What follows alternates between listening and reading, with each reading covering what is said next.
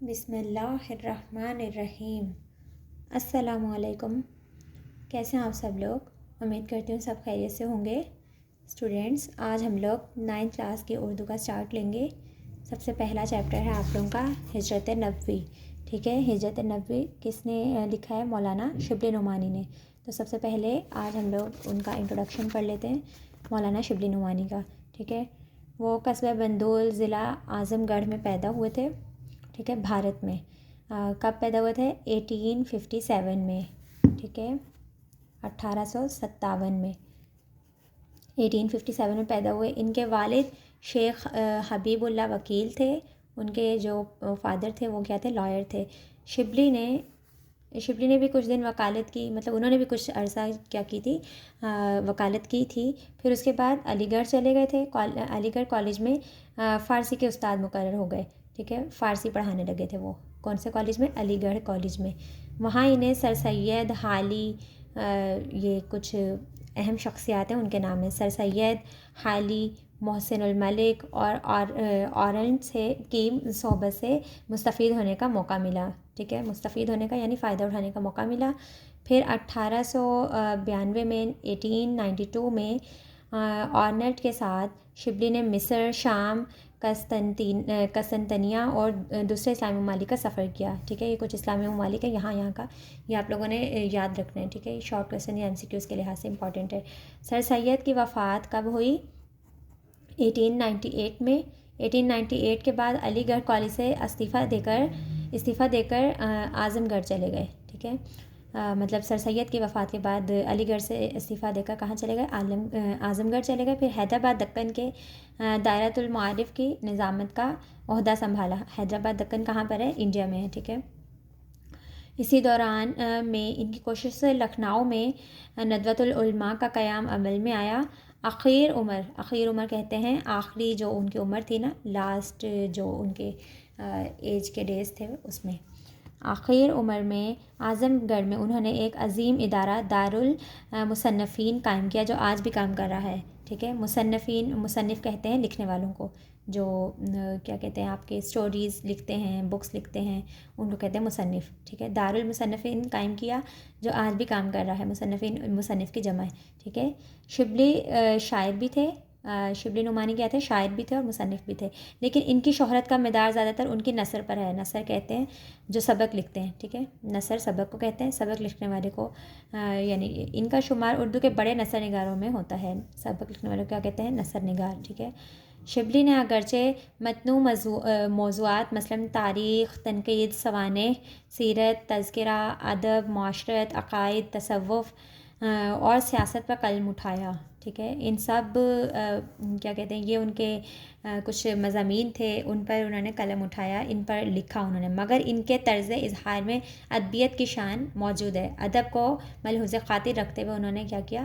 نثر لکھی تھی۔ ٹھیک ہے، جوش بیان، اعجاز و اختصار، روانی و برجستگی، محققانہ انداز، غنائیت اور شاعریت ان کے اسلوب بیان کی نمایاں خصوصیات ہیں۔ ان کی خصوصیات ہیں کہ کس خاصیت سے وہ کیا اپنا نثر لکھا کرتے تھے۔ ٹھیک ہے، شبلی کے تمام ادبی کاوشوں سے قطع نظر یعنی نظر ہٹا کر ان کا سب سے بڑا ادبی کارنامہ ان کا انداز بیان ہے۔ ٹھیک ہے، ان کا انداز بیان بہت کمال کا تھا۔ شبلی کی متعدد تصانیف ہیں، تصانیف یعنی جو انہوں نے چیزیں لکھی تھی ان کو کہتے ہیں۔ ٹھیک ہے، جو ان کی تحاریر تھیں۔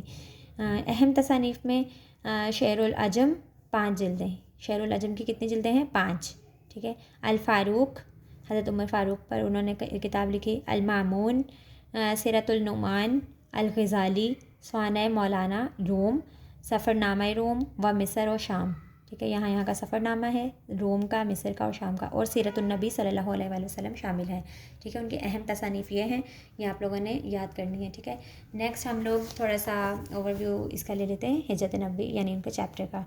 ٹھیک ہے، سب سے پہلے ہے کہ مطلب میں آپ کو اوور آل اس کا بتا دیتی ہوں۔ ہجرت کسے کہتے ہیں؟ اللہ تعالیٰ کی راہ میں سفر کرنے کو، یا کوئی جگہ چھوڑ کر کسی اور جگہ پہ منتقل ہونے کو ہجرت کہتے ہیں۔ ٹھیک ہے، جب مطلب حضرت محمد صلی اللہ علیہ وآلہ وسلم نے اپنی نبوت کا اعلان کیا نا مکہ میں، تو وہاں پر جو ہے جو کفار تھے مکہ کے مشرکین اور کفار اور منافقین وغیرہ تھے، ان لوگوں نے کیا حضرت جناب رسول خدا کو کیا اذیتیں دینا شروع کر دی تھیں طرح طرح کی. تو اللہ تعالیٰ کی طرف سے ہجرت کا حکم ہوا تھا. کون سے سال؟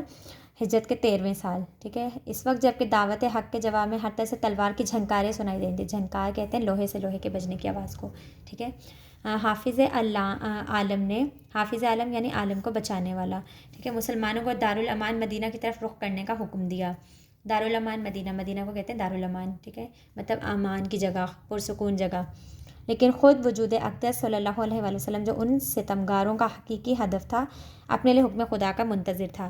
یعنی حضرت محمد صلی اللہ علیہ وسلم کے لیے لفظ استعمال کیے گئے حافظ عالم، یعنی دنیا کو بچانے والا، دنیا کو بچانے والا. ٹھیک ہے. انہوں نے اپنے ساتھیوں کو تو مدینہ کی طرف رخ کرنے کا حکم دے دیا تھا، ہجرت کا حکم دے دیا تھا، لیکن خود وہ کس کے انتظار میں تھے؟ اللہ تعالیٰ کے حکم کے انتظار میں تھے. منتظر یعنی انتظار میں تھے. نبوت کا 13واں سال شروع ہوا اور اکثر صحابہ مدینہ کے پہنچ چکے تھے. تو وحی الہی کے مطابق 13ویں سال میں ہجرت ہوئی تھی. ٹھیک ہے. وحی الہی کے مطابق آن حضرت صلی اللہ علیہ وآلہ وسلم نے بھی مدینے کا عزم فرمایا، یعنی مدینے ہجرت کرنے کا عزم فرمایا. ارادہ، عزم کہتے ہیں ارادے کو. ٹھیک ہے. قریش نے دیکھا کہ اب مسلمان مدینے میں جا کر طاقت پکڑے جاتے ہیں اور وہاں اسلام پھیلتا جاتا ہے. جو قریش کے کفار تھے نا، انہوں نے دیکھا کہ وہاں پر کیا کہتے ہیں اسلام پھیل رہا ہے مدینے میں، لوگ وہاں پر مسلمان ہو رہے ہیں. تو انہوں نے کیا کیا؟ چنانچہ لوگوں نے مختلف رائیں پیش کی. رائیں کس کی جمع ہے؟ رائے کی. ٹھیک ہے. رائے کہتے ہیں اپنے اظہار کو. ٹھیک ہے. جو آپ لوگ اوپینین دیتے ہیں. آپ ایک نے کہا محمد صلی اللہ علیہ وسلم کے ہاتھ پاؤں میں زنجیریں ڈال کر مکان میں بند کر دیا جائے. دوسرے نے کہا جلا وطن کر دینا کافی ہے. جلا وطن یعنی وطن سے نکال دینا. ٹھیک ہے. ابو جہل نے کہا ہر قبیلے سے ایک شخص منتخب ہوا اور پورا مجمع ایک ساتھ مل کر تلواروں سے ان کا خاتمہ کر دے. ٹھیک ہے. یعنی ہر قبیلے سے ایک شخص کو منتخب کیا جائے، جو قبیلے کا سردار ہے اس کو منتخب کر کے تمام جب قبائل کے لوگ اکٹھے ہو جائیں تو وہ مل کر تلواروں سے ان کا خاتمہ کر دیں جناب رسول خدا کا. نعوذ باللہ. اس صورت میں ان کا خون تمام قبائل میں بڑھ جائے گا اور آل ہاشم کے لیے تمام قبائل کا مقابلہ مطلب آل ہاشم اکیلے تمام قبائل کا مقابلہ نہیں کر سکیں. آل ہاشم کسے کہتے ہیں؟ ہاشم کی اولاد کو، یعنی حضرت محمد صلی اللہ علیہ وآلہ وسلم ہاشم بنو ہاشم کے قبیلے سے تھے نا، تو آل ہاشم کہتے ہیں ہاشم کی اولاد کو.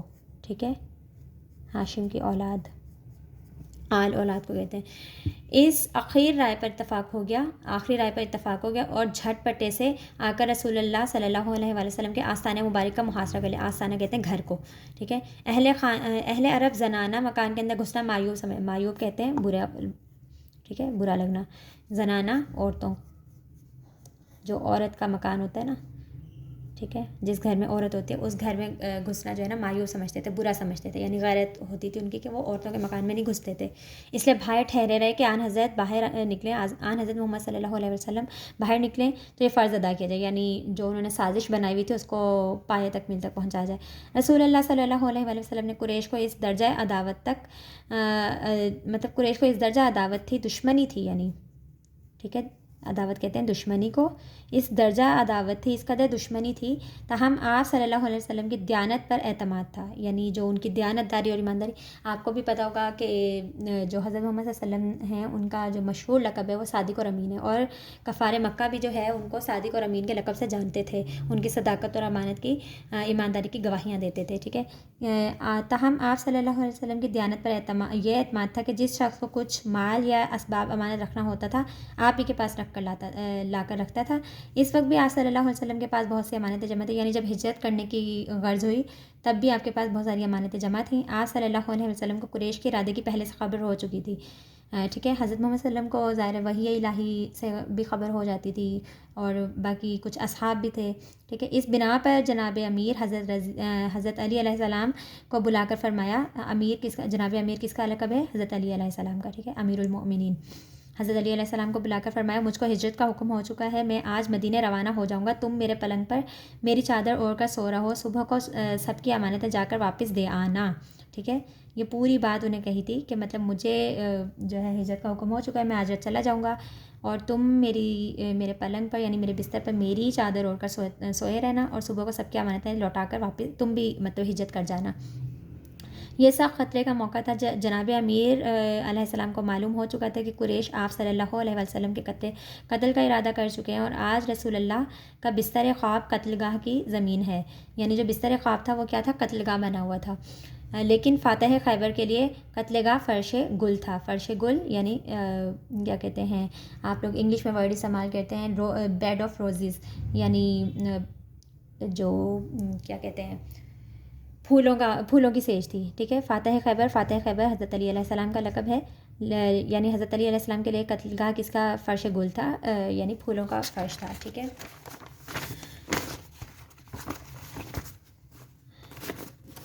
غفار نے جب آپ صلی اللہ علیہ وسلم کے گھر کا محاصرہ کیا، محاصرہ کہتے ہیں گھیراؤ کو، اور رات زیادہ گزر گئی تو قدرت نے ان کو بے خبر کر دیا. ٹھیک ہے.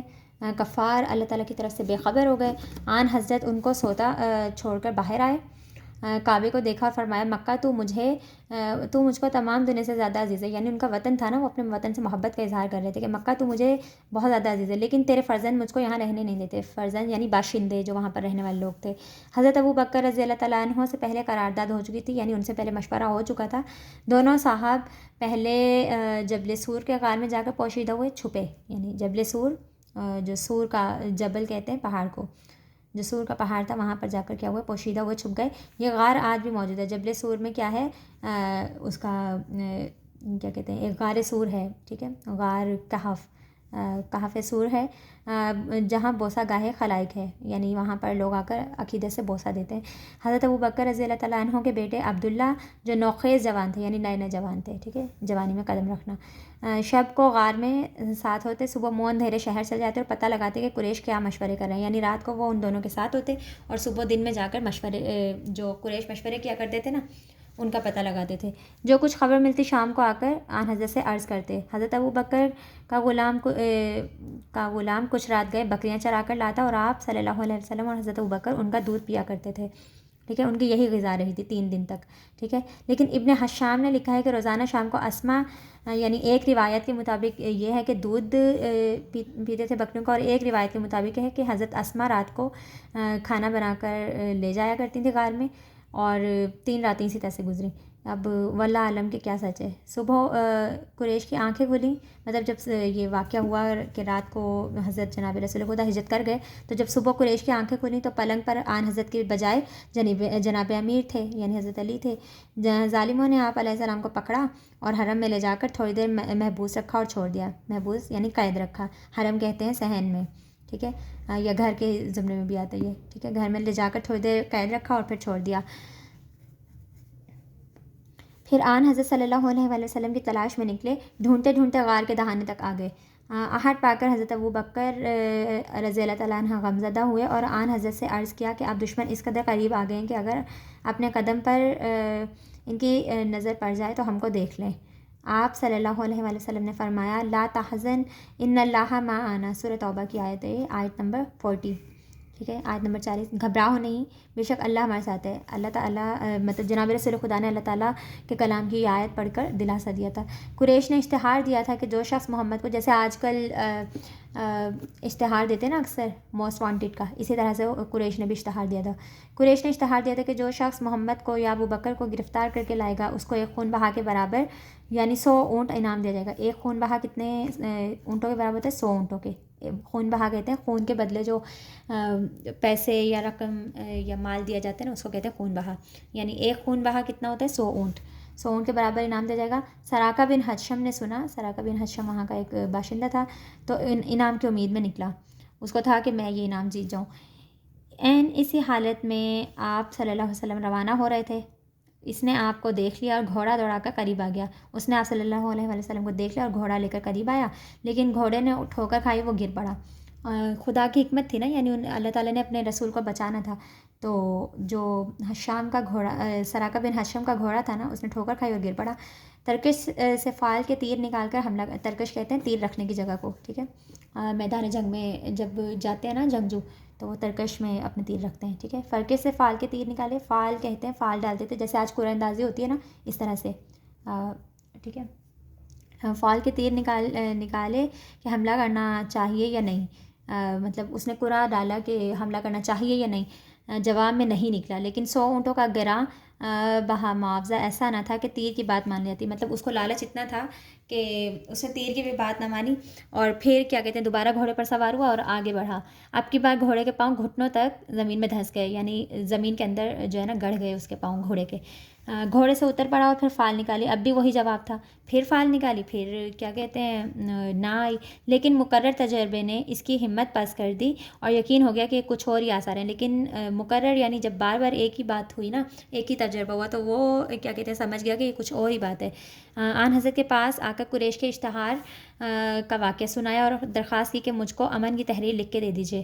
آن حضرت کے پاس آیا اور قریش کے اشتہار کا واقعہ سنایا، یعنی قریش نے جو اشتہار دیا تھا وہ سارا امن ومن سنا دیا انہیں، اور کیا کہتے ہیں ان کو کہا کہ آپ مجھے امن کی تحریر دیتے ہیں۔ حضرت ابوبکر رضی اللہ تعالیٰ عنہ کے غلام عامرہ بن فہیرہ نے چمڑے کے ایک ٹکڑے پر فرمان عمل لکھ کر دے دیا، ٹھیک ہے، کس پر لکھ کے دیا؟ چمڑے کے ایک ٹکڑے پر۔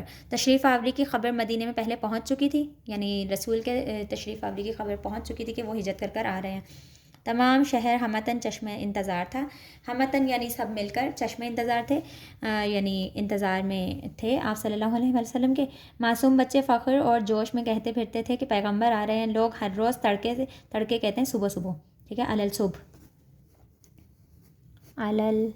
صبح یعنی صبح صبح نکل کر شہر کے باہر جمع ہوتے اور دوپہر تک انتظار کر کے حسرت کے ساتھ واپس چلے آتے۔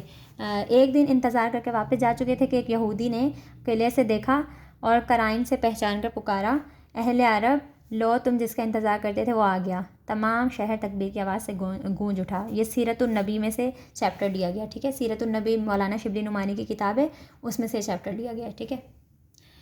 نیکسٹ ویڈیو میں انشاءاللہ میں آپ لوگوں کو اس کی ایکسرسائز کروا دوں گی اور ہم لوگوں کا یہ چیپٹر کمپلیٹ ہو جائے گا۔ تب تک کے لیے اللہ حافظ۔